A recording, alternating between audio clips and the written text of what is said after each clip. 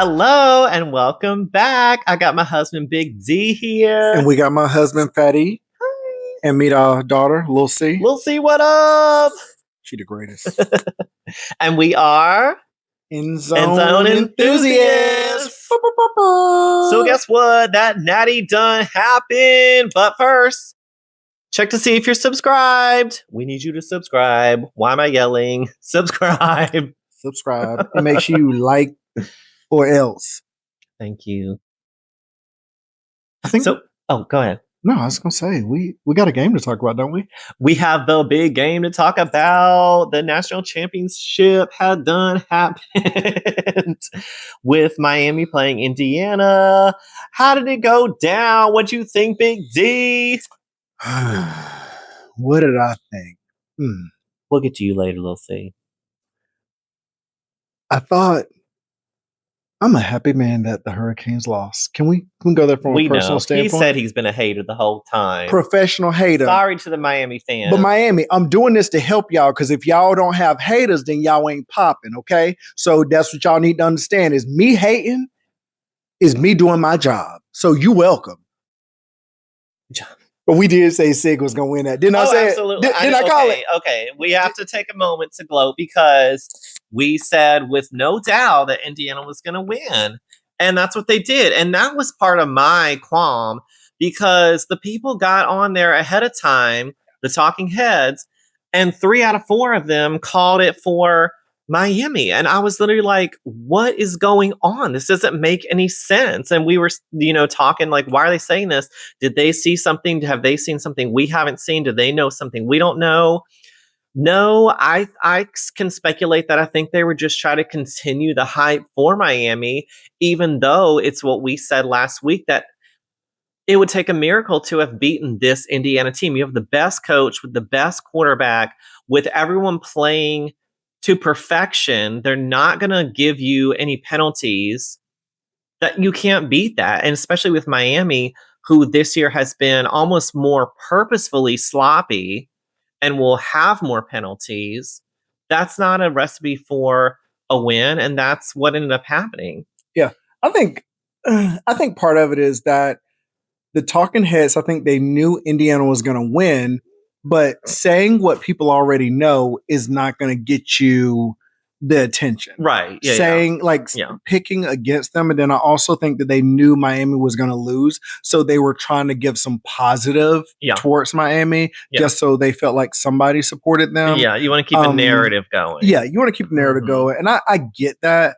But I think it was completely obvious to me that Indiana was the best team. But I will say there were moments where I did kind of wonder because we've seen Miami, especially in the second halves of the playoffs, really come on and pull some stuff out of nowhere. Like their run game was strong, which their run game has been good. Indiana's run game was strong. So it was a moment of like, to your point, is Miami really needed to play a perfect game. They needed to not have penalties. But they were never going to play a perfect game. Yeah. We knew that.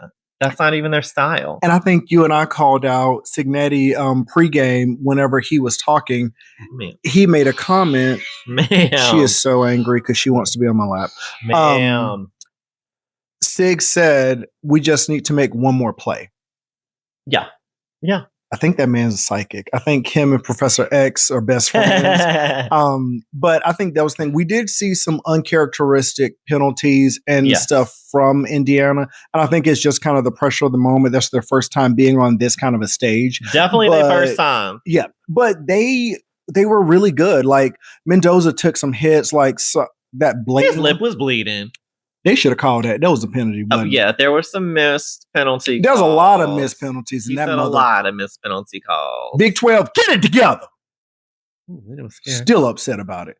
But I think it's that point of like, it kind of, in the middle of the game, it kind of grinded down. Miami really came on second half. Their run game, Malacatoni, they had a lot of different things they were doing, but I think it really came down to, in my mind, I still feel like Indiana was always in control. Exactly. Correct. As we were watching, it never felt like Miami was necessarily in control. No. Yeah. Miami's defense looked very good. Yeah. They held off Indiana in a number of key moments. Yeah. So props to Miami. Third and out. So yeah. It was good on their part, but I think for me, it's number one, congratulations to Indiana for winning a game that we said that they were going to win. Their first natty yeah, their first ever. natty. And the last team that won their first natty was the 96 Florida Gators. 30 years ago was the first time. This year. Okay. Y'all might want to Google us because we serious. We're going to be one day. But no, huge congratulations to Indiana. I love to see that they traveled. Like, okay, what y'all didn't tell me is Indiana got money like that. Indiana got money like that. Indiana, if y'all want to sponsor this content, I can be bought. I just want y'all to know that I can be bought. Sponsored by the Hoosiers. But I think it was like it was fascinating that they packed out Miami's home stadium.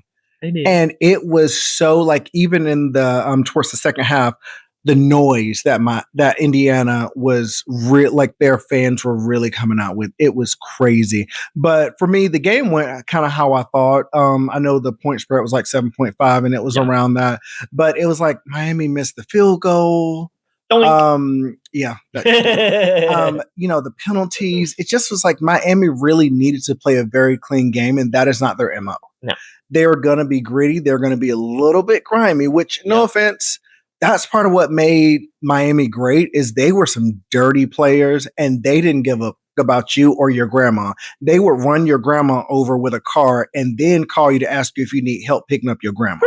Like, so Miami, I won't say I didn't dislike seeing some of that edge, but I think some of it should have been called. I know they were trying to let them play, but yeah, some of that stuff was egregious. But Mendoza reminds me of the kid who they are prepping to be the youth leader for the church. You're right. That's the vibe I was getting. Church of God, Pentecost. Yeah.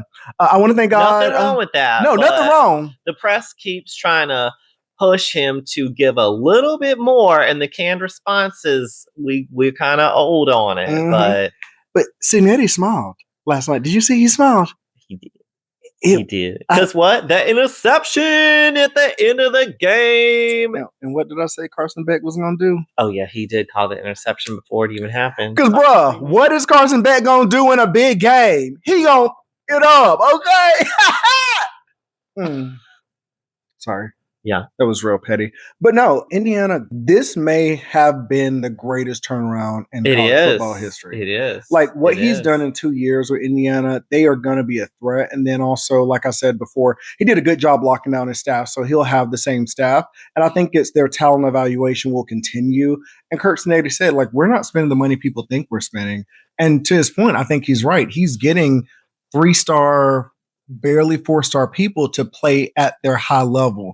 And when everybody around you is playing at that level, it overcomes, because sometimes when you get the 5 stars, it's the ego. They're more worried about everything outside of football. They're worried about spending money. Like this team is like that hard edge. They just want to come do work.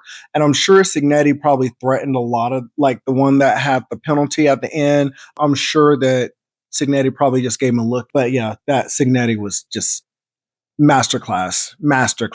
Yeah.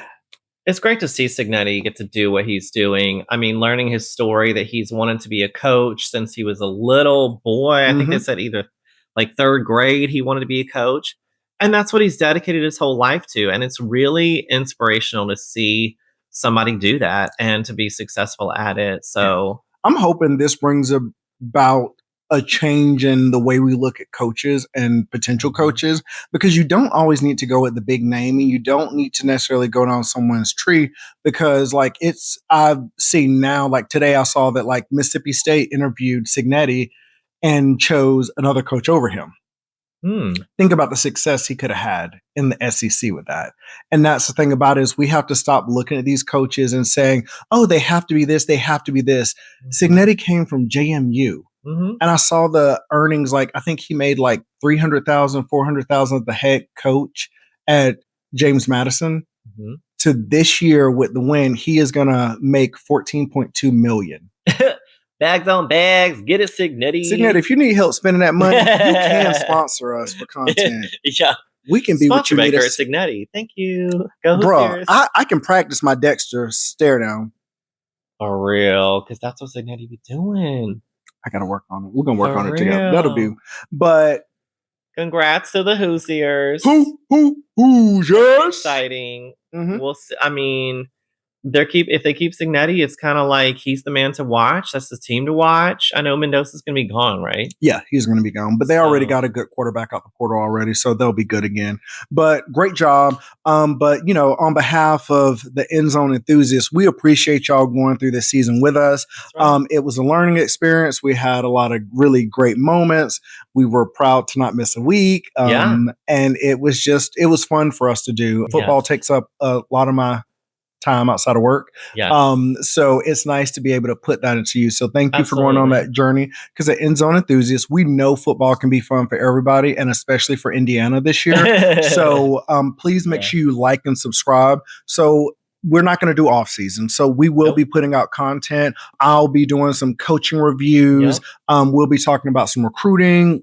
We'll talk the portal. We'll talk about, maybe we'll get into some pre-planning for games that we want to see that are scheduled. Or if there's a team you would like us to kind of look, go through their games from this past season or kind of look forward. We're not the best at that, but guess what? We're willing to learn because it's learning is what? Fundamental. That part. So thank you as always. And what we gonna say, babe? Peace. And chicken grease. Havana.